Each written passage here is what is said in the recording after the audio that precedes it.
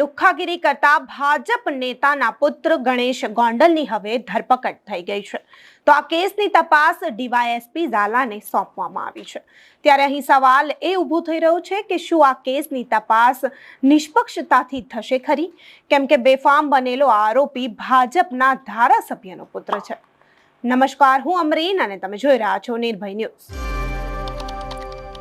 તો અહીં નિષ્પક્ષતાનો સવાલ એટલા માટે ઊભો કરવામાં આવી રહ્યો છે કારણ કે ગણેશ ગોંડલની ધરપકડ બાદ તરત જ ડીવાયએસપી ઝાલા રજાઓ ઉપર ઉતરી ગયા. ડીવાયએસપી ઝાલાને કેમ અત્યારે જ રજાઓ ઉપર ઉતરવું પડ્યું કે પછી તેમને ઉતારવામાં આવ્યા? શું તેમના ઉપર કોઈ દબાણ હતું? અહીં ડીવાયએસપી ઝાલા ઉપર સવાલો એટલા માટે ઊભા કરી રહીએ છીએ કારણ કે તે ઘણા વિવાદોથી ઘેરાયેલા રહ્યા છે. તેમના એવા ઘણા કામો છે જેથી તે ઘણીવાર વિવાદોમાં આવ્યા. જેથી શું રાજકારણમાંથી તેમના આ વિવાદને લઈને કોઈ દબાણ બનાવવામાં આવ્યું?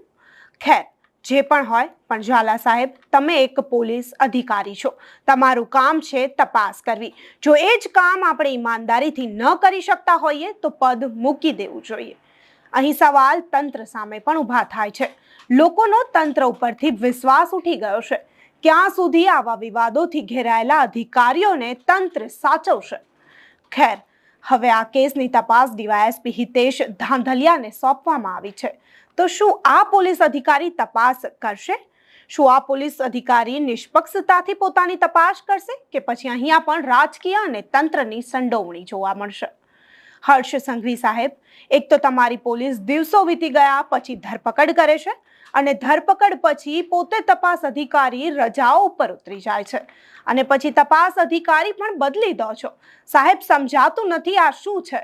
ખેર, ગૃહમંત્રી સાહેબ, આરોપી પકડાઈ ગયો છે. દલિત સમાજ અને સંજય સોલંકીને ન્યાય અપાવજો.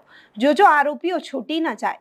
તમને શું લાગે છે, ભાજપ નેતાના આ પુત્રને કાયદાકીય ચોપડે દેખાડવા માટે ધરપકડ કરવામાં આવી છે કે પછી ખરેખર સજા કરવામાં આવશે? આ વિશે તમે શું કહેવા માંગો છો તેમને કમેન્ટ કરી ચોક્કસથી જણાવજો. તથા અમારી ચેનલ નિર્ભય ન્યૂઝને લાઇક, શેર અને સબસ્ક્રાઇબ કરવાનું ભૂલશો નહીં. આભાર.